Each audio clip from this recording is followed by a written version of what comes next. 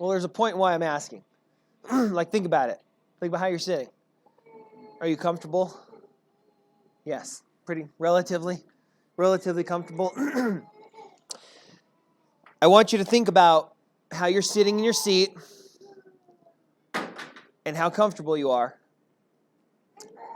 And that the only way that you were even able to sit here comfortably in your seat after you drove here in your nice, warm, comfortable car, after leaving your nice, beautiful, furnished, lovely home with the person that you love, all in freedom, by the way. The only reason that you're even able to do this is because somebody died for you. Think about that. You're sitting in your chair, comfortable. We're not worried about someone busting in here and saying, you cannot worship like this. We're not worried about someone busting in. We're comfortable. Heaters on or air conditioning, whatever we need, we're comfortable because somebody died for you. That's the only way that this happened. Who am I talking about? Well, look where we're at. We're at the VFW hall. Look at all these pictures. Look at all these men and women who died for you so that you could have these freedoms, so that you could have these comforts. They laid down their lives for you. Not just their literal lives, but their lives with their families, their comforts. They went overseas, wherever they're going. They're fighting evils for you. Now, we have to ask, why would somebody do this? Why would somebody die for you? Well, it's because they love you. It is because they love you. They wanted to give you a gift. They wanted to bless you. But it's not just that they loved you. It's because they stood for something. They stood for what was good, just, and right. Because no one else would. So that you could sit here comfortable with your family, go home. You can leave. You can do whatever you want. Because they died for you. They chose to stand up for what was good, just, and right. And the way that they're doing this is they are fighting. Literally fighting. They are fighting against evils that are wanting to take your freedoms and your comforts away. That means that there are plans to stop the enemy at all costs. If they do not do this, these men and women, if they do not do this, your freedoms go away. No more comfy chair, no more comfy car, no more comfy home. Bad guys come, take it away. Evil wins. Now, whether or not you agree to this, there's a saying out there that says that those who do not believe in violence are protected by those who do. Right? So you sit here free and comfortable because someone else is doing the dirty work. But actions must be taken against the enemy to stop them. And we love this. We love it. You hear these stories about these men and women who died for you, getting bullets, shrapnel. They still are fighting. They're dying, but they're still fighting for you. We love this. We eat this up. We love it. As Americans, we listen to these stories, people laying on a grenade so that the rest of their people won't die. We love it. We eat it up. Or when a leader who actually cares about our country stands up and says a speech for you and talks for us and stands up for what's good, just, and right, we love it. Ronald Reagan saying, today we've done what we had to do. They counted on America to be passive. They counted wrong. Oh, man. Or Trump just recently says, when I get back in, there's only going to be 2 genders. And that's going to be assigned at birth. Any teachers that want to influence kids that they are not the gender that God gave them, or any doctors that have performed or want to perform these surgeries, they're going to be in danger of child abuse, of lawsuits, because this is child abuse. We love it. Standing up for what's good, just, and right for the little people. Now, the next speech is from a movie, but there's so much in there that I agree with. The way it's said, I want us to listen to it and kind of have it in our minds throughout this sermon. So we'll watch this. Hopefully that's not too loud. Ladies and gentlemen, my friend, the President of the United States of America.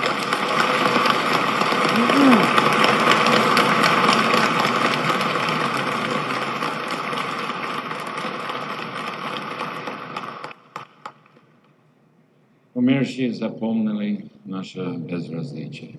The dead remember our indifference. Наше молчание. The dead remember our silence. I came here tonight to be congratulated. But today, when I visited the Red Cross camps, overwhelmed by the flood of refugees fleeing from the horror of Kazakhstan, I realized I don't deserve to be congratulated. None of us do. What's he doing? Let's speak the truth. That's not the speech. The truth is, we acted too late. Only when our own national security was threatened did we act. Radek's regime murdered over 200,000 men, women, and children, and we watched it on TV. We let it happen. People were being slaughtered for over a year. And we issued economic sanctions and hid behind a rhetoric of diplomacy. How dare we? The dead remembered. Real peace is not just the absence of conflict, it's the presence of justice. And tonight I come to you with a pledge to change America's policy. Never again will I allow our political self-interest to deter us from doing what we know to be morally right. Atrocity and terror are not political weapons, and to those who would use them, your day is over. We will never negotiate. We will no longer tolerate, and we will no longer be afraid. It's your turn to be afraid.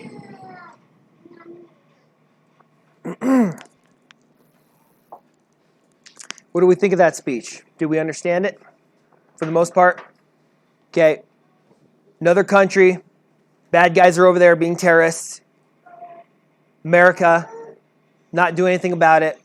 Not until our own national security was threatened did we go and do what was right. To stand up for the little guy. How dare we? Right? Now,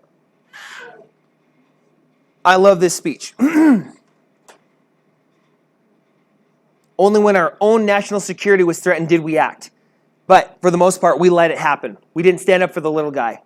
We hid behind rhetoric. This is what I want you to hear. Real peace. Real peace. We want peace, right? But real peace is not the absence of conflict. It's not the absence of conflict, ignoring conflict, avoiding conflict. It's the presence of justice. They let their self-interest deter them from doing what was morally right. How does this speech make you feel? I love it. But it always sounds good, whether it's Ronald Reagan, whether it's Trump, Hillary stands up and says, I couldn't live under the leadership of someone with the temperament of Trump. Yeah, because you'd be in jail. Oh, love it. We love it. We eat it up. I know that we here, all of us, we eat it up. We love it. Ronald Reagan, Trump, a speech like this. I know it's a movie, but people who stand up, we love it. We eat it up. But it sounds good when it's over there. I think in our minds, we put it over there and it's not in Christianity. Well, it's okay over here, but it's not okay over here. We separate it somehow. So the question is it wrong? When Harrison Ford, someone actually said that. Or Ronald Reagan or Trump, when they're saying this, is it wrong? I know that we know that it's not wrong. But when we switch it over to Christianity, is that okay? Is it okay for us to stand up and fight like this? Now, there have been specific questions about, are we allowed to evangelize certain ways? Are we allowed to have certain tones while we evangelize? I'm not saying all the time, just sometimes. Well, I'm hoping that this lesson helps us today. This lets me sleep at night. Because I think we need it, I think the brotherhood needs it, and I know that God knows that we need it. So today, if you're writing down notes, that was a big long intro that might tie into everything in the end. And today we're going to be talking about loving what God loves. And I titled it that way because Valentine's Day is around the corner, and that's the closest I could get to it being close to that. Loving what God loves. What do we know about God? God is eternal. He's unchanging. He's all-powerful. He's everywhere at once. He's all-knowing. His moral attributes are love, peace, patience, mercy. He's holy, but he's also good, just, faithful, and righteous. Now, a lot of people, weak brethren, denominations, they want to limit God, Jesus, the New Testament God, to love, mercy, and patience. That's it. I don't want to think about anything else. We're only going to talk about love, mercy, and patience. That's it. We limit God to that, but he's not. He's everything all at once. Us humans, one day we love more than we're patient. It's hard to balance. God is a balanced being. He is everything all at once. He loves, he has mercy, and he's patient while he's being right, good, and just at the same time. Everything. He's balanced at the same time. It's not one day he's, like us. It's not like that. He's balanced all at once. So while he's being holy, loving, peaceful, patient, merciful, he's also being good, just, and right. So if he is, and those are the three I want to focus on, good, just, and right. If he is good, just, and right, what does he hate? If he's all good, what does he hate? All evil. If he is all just, what does he hate? All injustice. If he is all right, what does he hate? All wrong, unrighteousness. Now, to back myself up, I got some scriptures for you. Psalms 33, verse 4 and 5. For the word of the Lord is right, and all his work is done in truth. He loves righteousness and justice. The earth is full of goodness, the goodness of the Lord. Deuteronomy 32, 4. He is the rock. His work is perfect, for all his ways are justice. A God of truth and without injustice. Righteous and upright is he. Psalms 11, 7. For the Lord is righteous. He loves righteousness. His countenance beholds the upright. This is who God is. His word is right. He loves righteousness. He loves justice. He is goodness. His work is perfect. All his ways are justice. Not some, all. Everything he does is just. And without injustice. He is righteous. He loves righteousness. And his countenance beholds the upright. God is a balanced being. God is loving, he's holy, he's merciful, yet he is just and righteous. God's love allows him to forgive sin and show mercy to the repentant sinner, but his holiness and justice demands that sin must be punished to the full extent of the law. This is how God is. He loves, but he will still punish sin. Jude chapter 1, there's only one chapter, verse 5.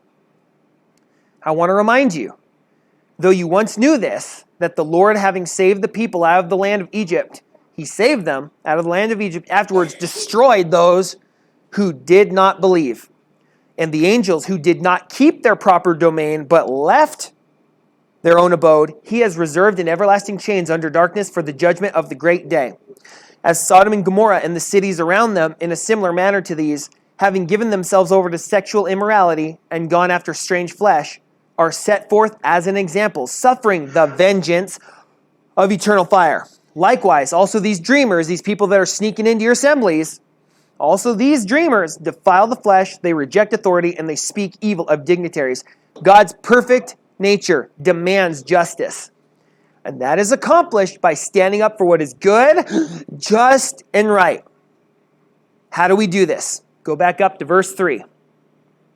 Beloved, while I was very diligent to write to you concerning our common salvation, I found it necessary to write to you, exhorting to you to contend earnestly for the faith, which was once for all delivered to the saints. Contend earnestly for the faith.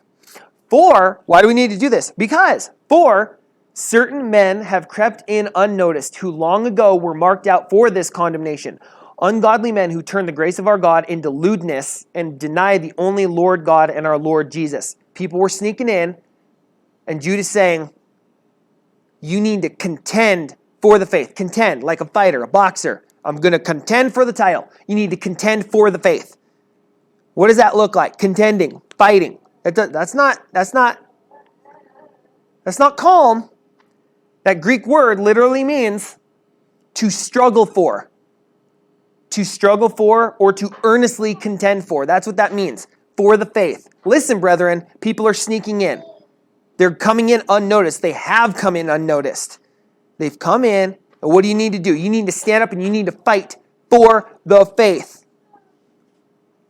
And this language is all throughout the Bible. I've only chosen a few scriptures, but we're not limited to these scriptures tonight. God tells us in 2 Corinthians through Paul, but it's God, through Paul, 2 Corinthians chapter 10, he goes on with this thought process. Verse 3. For though we walk in the flesh, humans, we're walking in the flesh, we're human. For though we walk in the flesh, we do not war according to the flesh, but we do war.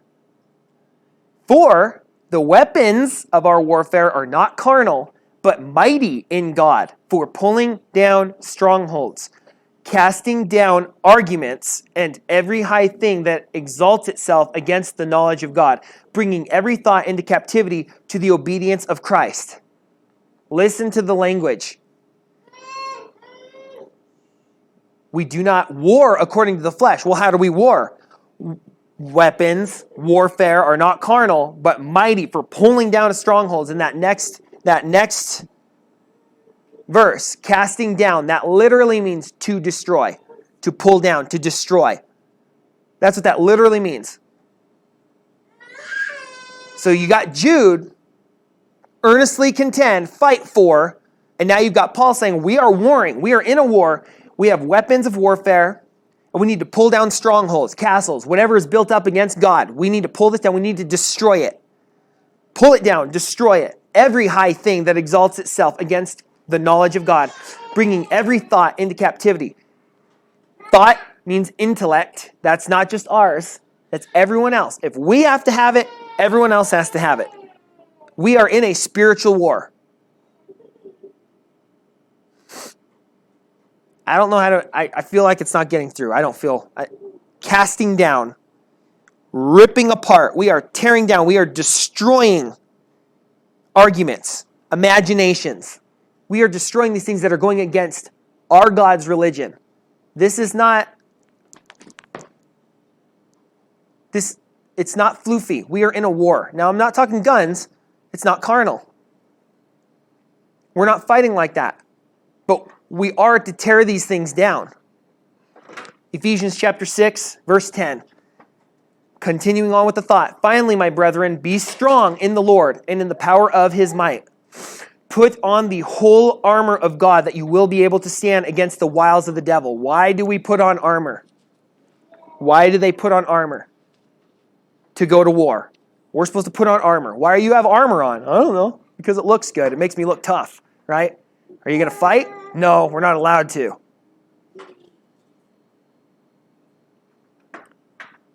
Why do we put on armor? Put on the whole armor of God that you will be able to stand against the wiles of the devil. For we do not wrestle against flesh and blood, but against principalities, against powers, against the rulers of the darkness of this age, against spiritual hosts of wickedness in the heavenly places. Therefore, take up the whole armor of God. Said again, I wonder if it's important.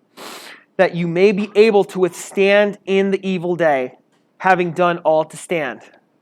That evil day is now. That evil day is right now. The devil is coming after us. Like Dad said in his prayer, he's picking us off. He's trying to come after us. Which brings me to the next, let's pull up 2 verses if you can. James 4:1 and 1 Peter 2:11. Now that word back in 2 Corinthians, though we walk in the flesh, we do not war according to the flesh. That word war We're talking about warring in the flesh. Let's go to James, and then I'll finish my point. James 4:1. Where do wars and fights come from among you? Do they not come from your desires, from your pleasures that war in your members? You lust and you do not have. You murder and covet and cannot obtain. You fight in war, yet you do not have because you do not ask. Listen to lusts. What are they doing? They're fighting against your members. Continuing on, 1 Peter. Beloved, I beg you as sojourners and pilgrims, abstain from fleshly lusts that war against your soul. Same word. We are supposed to be warring, not according to the flesh, but spiritually. Here's that same word in 2 Corinthians chapter 10. Here it is. Our lusts fight against our members. The flesh wants things. They're fighting against our members, but it also fights against our souls. So whether or not you like it or not, we are in a war. Our desires, our lusts, the devil is going after our body, but ultimately our soul. Whether or not you want to fight, we are in this war. And he is taking us down. Now, if we understand that we are soldiers of God, we need to not let our guards down. We can go back to one verse if you want. 2 Timothy chapter 2, verse 4. We are not supposed to let our guard down.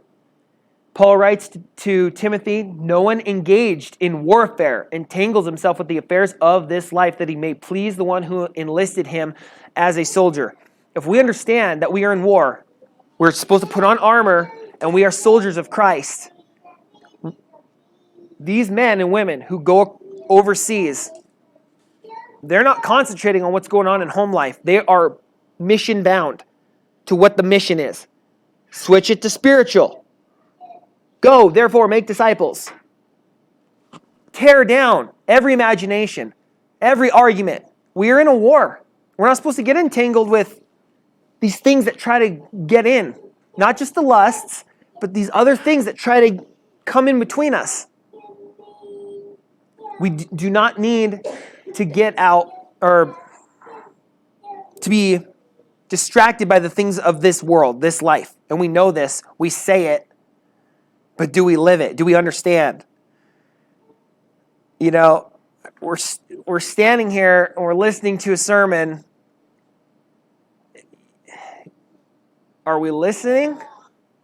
Are we going to go out and do this? Because if we're not going to go out there, this is a waste of your time. This is a waste of my time. This is a waste of everyone's time. If we are not going to go out and live being Christians and soldiers and fighting and tearing down. Paul, getting whipped and beaten in the next chapter. He's talking about, I was shipwrecked, I was this, I was that. In 2 Corinthians. It was a waste of his time if he doesn't mean what he's saying. No, we need to tear it down. It's a waste of our time to sit here and listen to me say this over and over and over again if we are not going to go out and live this out. If we do not understand that we are soldiers of Christ and that we have to stand for what is good, just, and right, and we have to fight for these things, then we are wasting our time. I just heard a country song the other day by Aaron Tippin that says, you've got to stand for something or you'll fall for anything. We have to stand or we'll fall for anything. I love that speech in that Harrison Ford movie. Real peace is not just the absence of conflict, but the presence of justice. Who's going to present the justice? Sounds good, but who's going to present it? Do we realize while we're out there that we are the ones? We are the lights. We are the ones that have to present justice.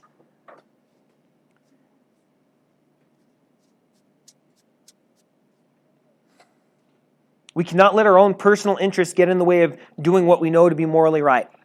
Now, once Jonah got his act together, he went and told the people of Nineveh that they stood condemned and they turned. So God sending Jonah was merciful. But it was also standing for goodness, justice, and righteousness, and that was loving them. Sending the message through the messenger to tell them that they stood condemned. What if Jonah didn't do that? They stood condemned. Jonah had the message, told them they were condemned. They repented. If Jonah didn't tell them, where would they still be? They'd be condemned. So, what happens if we don't stand? I looked it up the other day, some site. How many people die a day?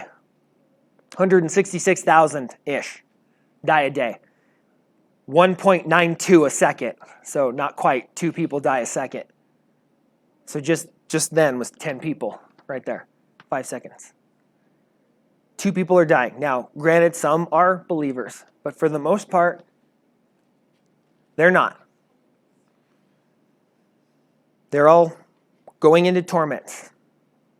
Now, I know that we all literally have friends and family who are in torments right now. We have friends and family that are in torments right now. We think about the rich man and Lazarus in that scene, but we have friends and family that are there. So if you could have this, think about this. If you could have a Back to the Future moment and go back in time, physically, would you tell them? How hard would you tell them to not get in that car? How hard would you tell them to not go swimming this day because you're going to die? Or to tell them not to drink before you go swimming because you're going to die? How hard? If you got that moment, how hard would you try to find them and tell them, don't get in the car, you're going to physically die. Don't go swimming, you're going to physically die. Okay? Maybe you couldn't stop them from physically going and doing their recreation or whatever, but what about spiritually? How hard would you try to tell them, okay, I know where you're going. You know where they're at right now. How hard would you try to convert them? I know we'd go hard. Now, what if someone stood up and wanted to get in the way of that and say, they're not speaking truth? Would you bark at them? I know where they're going. Get out of my way. I'm trying to tell them something that's going to save them physically, spiritually. How hard would you try? I know that we would try really hard. We can't go back, and they can't come back. But what about your friend and your family member, your acquaintance, your coworkers? What about them right now? How are you going to stand for them? Are you going to fight for them? Will you warn them?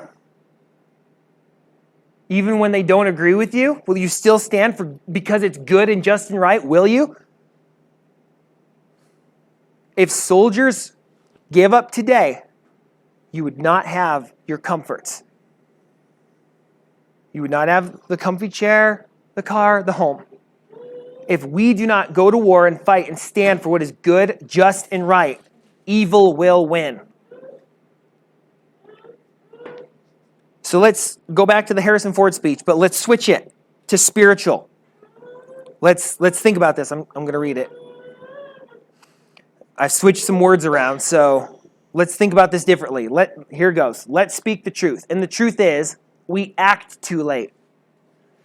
Only when our own personal security and space gets threatened do we act. Oh, I don't like you doing that to me. Now I'm going to say something. Satan's regime, his tactics, steal over 166,000 people a day. And we ignore it daily. Or do we ignore it daily? We let it happen. People are being sentenced to hell every day, and we issue excuses and hide behind rhetoric of diplomacy. Oh, I'm busy. I don't know. Let's just wait. And we call it long suffering. I don't want to. They won't like me hearing this. Or hearing this from me. How dare we? The dead in torments remember. Real peace is not just the absence, the ignoring, the avoiding of conflict. It's the presence of justice. And today, I think we should pledge that we go back to the church's policy. Brotherhood, us, everyone. We need to go back to what they were doing in the first century. The way things were, never should we allow our self-interests to deter us from doing what we know to be morally right in the sight of God. Atrocity, terror, immorality, sexuality, drunkenness, immodesty, lying, family members, whatever, are not political weapons that we are not allowed to touch. And to those that use those things to stop us from addressing sin, your day is over. We will never negotiate on Satan's terms. We will no longer tolerate Satan's terms. And we will no longer be afraid of those who want to obey and play by Satan's terms. It's the world's turn to be afraid. There's nothing wrong with saying that. I know here that we love our freedoms and our comforts. I know that we are okay with strong, in-your-face people when it comes to political things. When it comes to standing up for our Constitution, oh man, nothing held back. You're going against my Second Amendment right, my first one, and the other ones that we don't know. We'll stand up for that, but what about when it comes to the Bible? Sometimes I think we let the enemy have more tactics, have more weapons, which is funny because we mock Biden for leaving our weapons over there with the enemy. But yet, we can't touch our enemies because it's all about love and patience and mercy. We need to be stronger. Back in the day, World War II, kids were lying to get into the war, and now we lie to get out of church.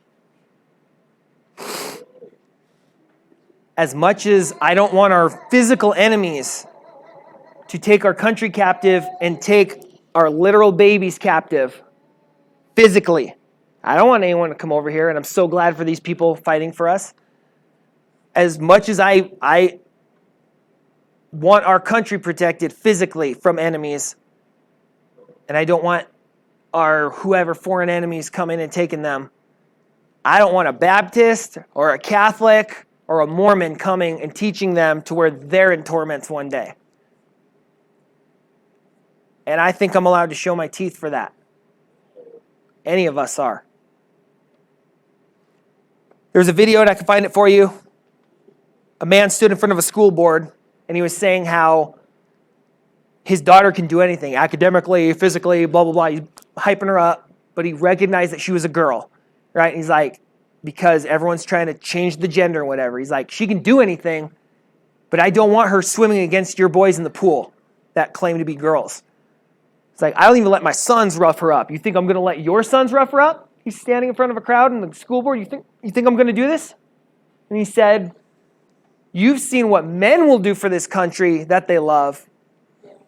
Wait till you see a parent standing for their children. There's not one dark alley that a soldier will not go down, that a parent won't go down for their children. Now, switch it all spiritually. It's the same thing. We are allowed to talk that way. I am not happy with the current state of our country, let alone our community. Casinos, drugs, go down the line. Denominations, I'm not happy with it. And leaving my boys here with that. So we need to stand up for them because it's good, just, and right. But it's not just for them. It's because God is good, goodness, justice, and righteousness. Let's get out there. Let's turn the world upside down. Let's convert souls. Let's not be afraid. Let's not be ashamed of the gospel. Sin is not a political weapon that we cannot touch. And to those who would use them to stop us from addressing sin, your day is over. No longer negotiating on Satan's terms. We do not tolerate Satan's terms. We are no longer afraid of those who want to play by his terms. It's the world's turn to be afraid. That is it.